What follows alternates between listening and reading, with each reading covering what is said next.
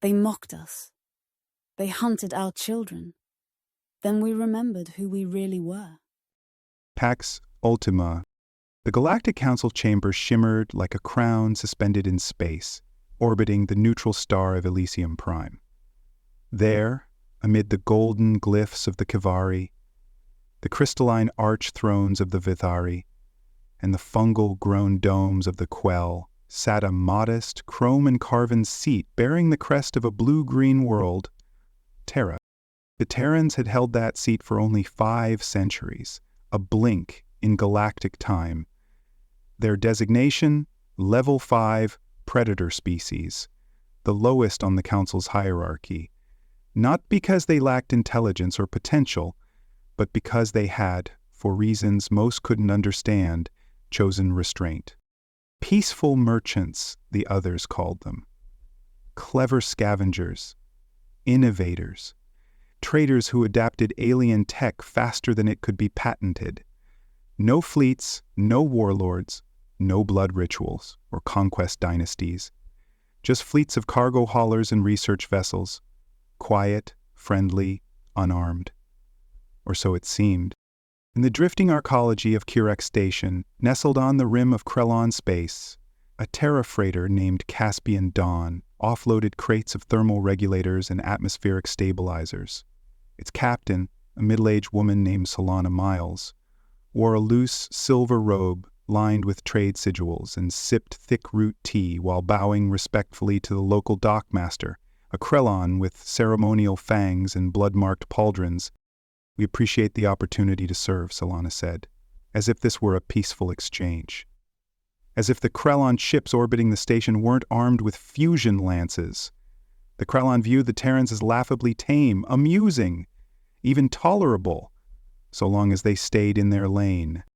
Back on Terra, nestled in the highlands of Old Ecuador, the Terran Central Trade Authority broadcast another public address, reaffirming Terra's dedication to interstellar commerce and neutral partnerships. The message was filled with gentle phrases: harmony, progress, mutual enrichment. But in the deep-level vaults beneath the Andes, beyond a security wall of biometric firewalls and cognition locks, sat the Sentinel Core, an Aegis-class AI that had not spoken aloud in decades. It watched, calculated, waited. The illusion of peace was its greatest weapon. The Krellon Empire, by contrast, knew no peace. They thrived on conquest, glory and blood. Their species had evolved on a high-gravity planet where only the fiercest survived.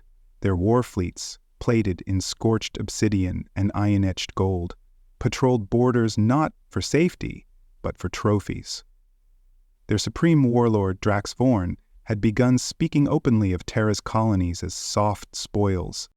The Terran colony on Virelia Prime, a verdant world known for its oceanic research domes, had recently reported a strange surge in Krellon warcraft signatures along its edge of space. Civilian transports were being shadowed, communications were distorted, and so an emergency plea was submitted to the Council. Ambassador Elian Thorne, Terra's representative, stoic, lean, always composed, stood before the assembly in a storm-gray robe devoid of insignia. His voice carried, not with aggression, but a measured sadness. "We are a peaceful people," he began, scanning the alien faces across the hall. "We have known war. We chose another path. That is not weakness. It is wisdom. But our colonies are being threatened. We request protective intervention from the Krellon Empire. Nothing more." Murmurs echoed among the counselors. The Krellon delegation, a cluster of armored beasts half again the size of any other species, growled and laughed in open mockery. "You request protection?" one bellowed. "Then perhaps you should have brought warriors instead of merchants." Thorne said nothing. Later that day, as he returned to his private quarters aboard the Terran diplomatic cruiser Solstice Grace, he received a message. It read only 2 words: "Stand by." Back on Terra, a shadow protocol was triggered. In a dozen sectors, inert satellites, registered as long-range weather probes, shifted minutely on their axis.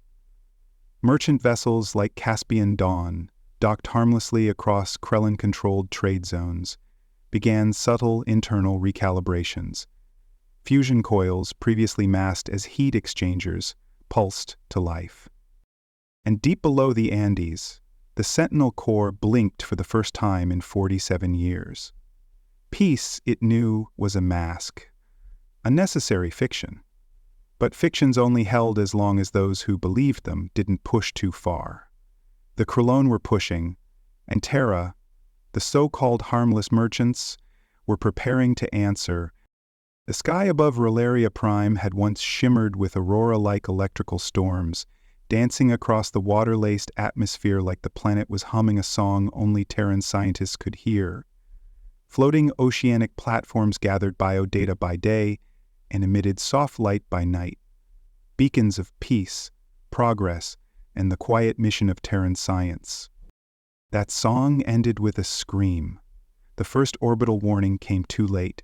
Krellon warships dropped from FTL like sharks breaching through ice, their obsidian hulls outlined in the burn of re-entry.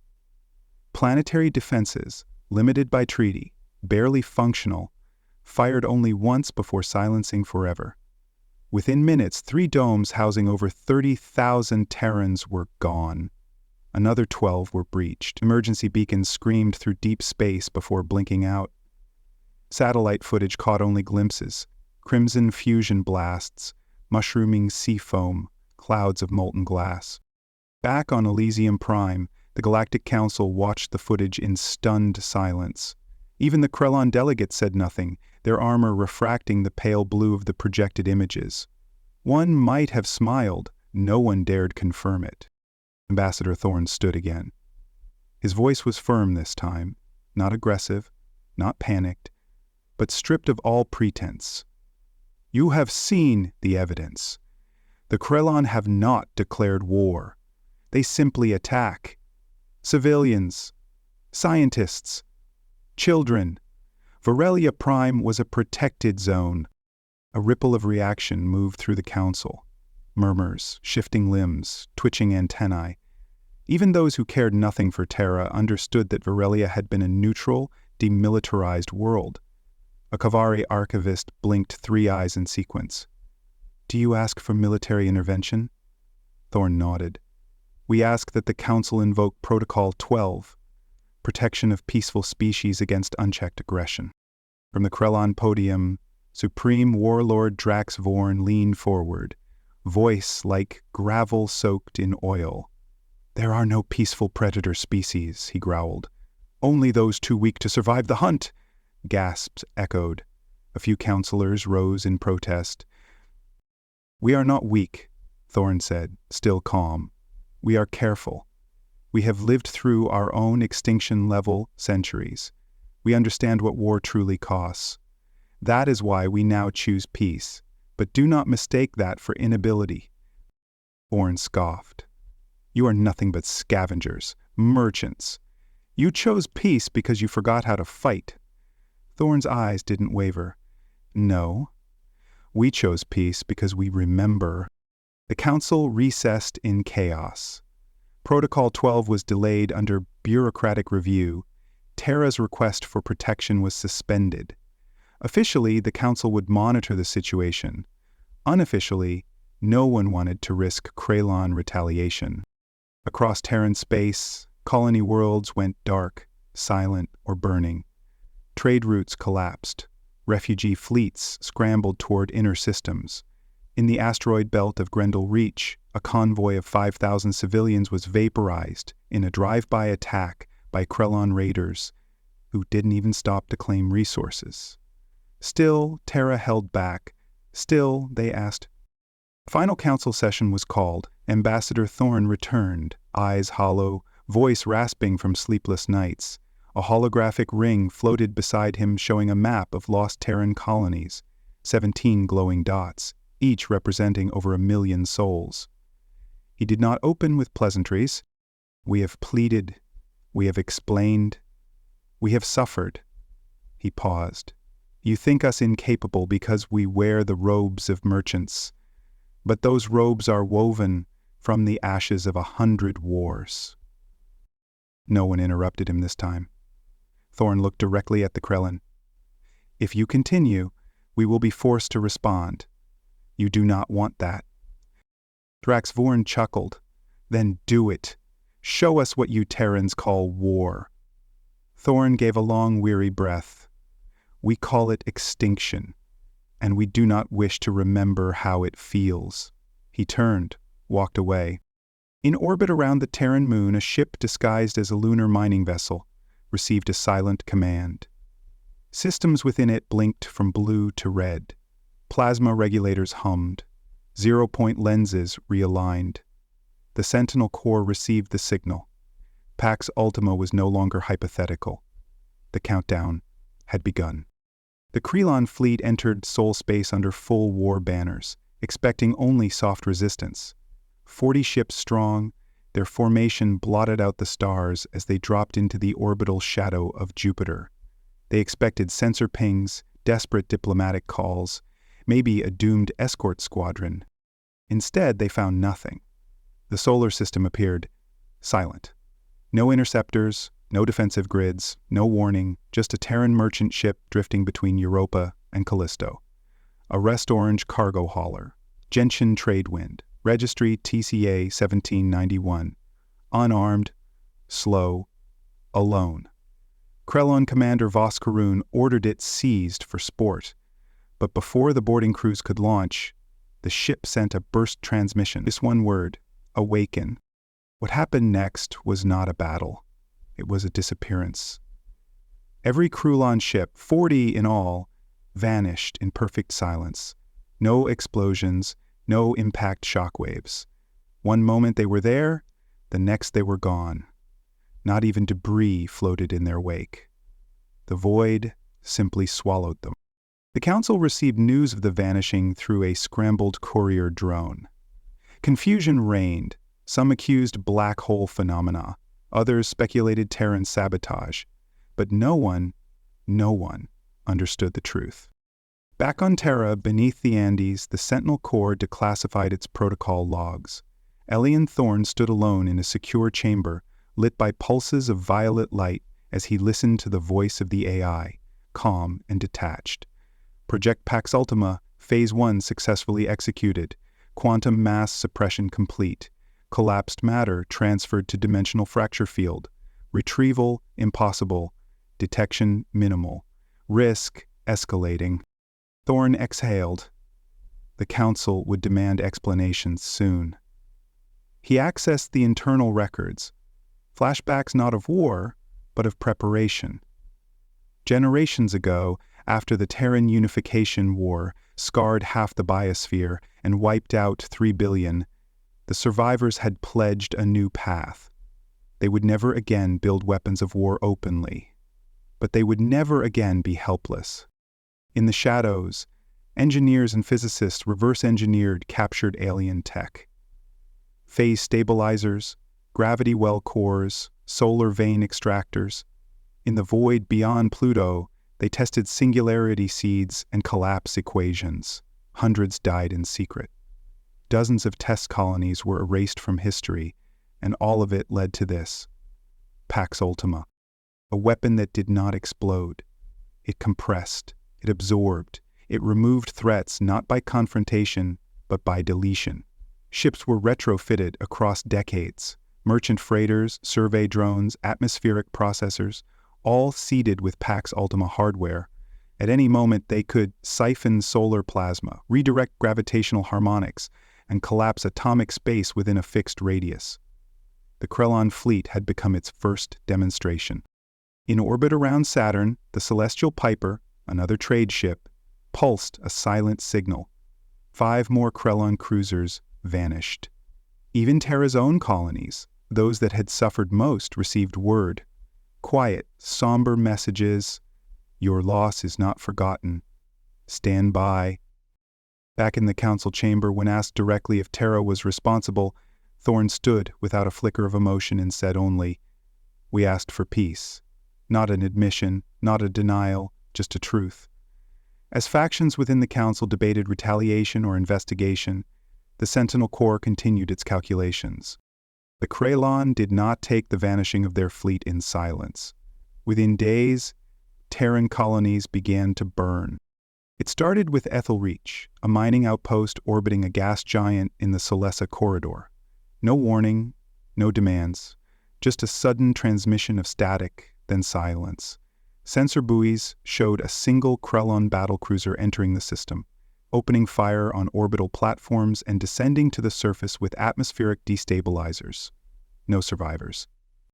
Then came the fall of Alaris Rem, where terraforming crews were melted into the soil they were still testing. Then Vexon Station, then Caltris Prime. Each colony lost was a scream into the void, another slash across the map of the Terran frontier. Billions dead, no time to evacuate, no hope of reprieve. The council reconvened in full emergency session. Delegates bickered in their native tongues, some roaring, others whispering or blinking in frantic, coded sequences. But none could agree on action. The Krellon Empire, enraged and humiliated, now openly declared its intent. Terra would be exterminated. Their supreme warlord appeared via hologram before the council, armor splattered in ceremonial blood, flanked by snarling advisors. "We've warned you," Drax Vorn growled, his voice carried on low-frequency reverberation. "The merchants dared to strike. Now we show them the cost. Their false peace ends, their world ends." From a distant pedestal at the council's edge, Ambassador Elian Thorne rose one last time. He did not raise his voice. He did not carry weapons. He carried silence. "We did not want war," he said, his words measured and mournful. "We asked, again and again, for peace, for restraint, for recognition. You saw only weakness." He gestured to the chamber's central dome. A low hum filled the air. The starlit ceiling darkened and was replaced by a map of the galaxy, more precisely, of Krellon space. Highlighted in blood-red vectors were every known Krellon world, station, and fleet asset. Each point blinked, gently, rhythmically, like the countdown of a beating heart. There were thousands. Thorne pressed his palm to a neural pad. Activate Pax Ultima. Across half a galaxy, nothing seemed to happen. No flashes, no detonations, only absence. From the edge of Krellon space to the homeworld itself, ships, outposts, and colonies blinked out of existence. Solar observatories captured faint spikes, gravitational anomalies, irregular stellar pulses, as nearby suns dimmed briefly, their energy siphoned by disguised merchant vessels that had waited lifetimes for this moment. Where there had been planets, there were now growing singularities, silent, pulsing wells of distortion, consuming rock, gas, cities, bloodlines. In the council chamber, no one moved. Even Drax Vorn's image faltered. He reached for something unseen, an incoming transmission, perhaps, before freezing. Then his hologram dissolved. The starlit map now showed only emptiness. Where once the Krellon Empire had roared, there was silence. Eternal, unbroken silence. The council members were all stricken. Even the concept of a weapon capable of such merciless total destruction was incomprehensible. Some members fainted, others just fell back in their seats. The Krellon ambassadors and their guards wept openly. A few older members with fragile constitutions died from shock. Thorne looked around the chamber, his voice quieter now, almost reverent. "We hid what we were to protect what we hoped to become. Peaceful, integrated, evolved." His eyes glistened, not with pride, but with grief. "You forced us to remember." The Krellon Empire is no more. The race is now extinct. Except for the council representative here today and a handful of others, the Krellon Empire is a memory. He turned to leave, then paused at the threshold, addressing no one and everyone at once. "We simply wanted to be accepted. We wanted peace. We wanted to keep our war-torn past a secret, but you forced us." He looked back one last time. Now you see what we can do. This weapon is but one in our arsenal. Do not force our hand again. We will never again allow harm to come to a single Terran at the hands of an enemy. He stepped into the shadows, and Pax Ultima pulsed. Once more. At the end of a single cycle, the Terran ambassador was summoned back to the council. Terra was offered a primary seat on the council, more out of fear than respect. Ambassador Thorne sat in his seat and listened to support for and arguments against Terran inclusion. At the end, he stood and addressed them. Terra is no longer interested in being a member of your organization. Through your fear and neglect, you have helped awaken a giant that we have spent generations keeping asleep. We will not be your sword. We will protect ourselves and those we consider to be our allies. No one else.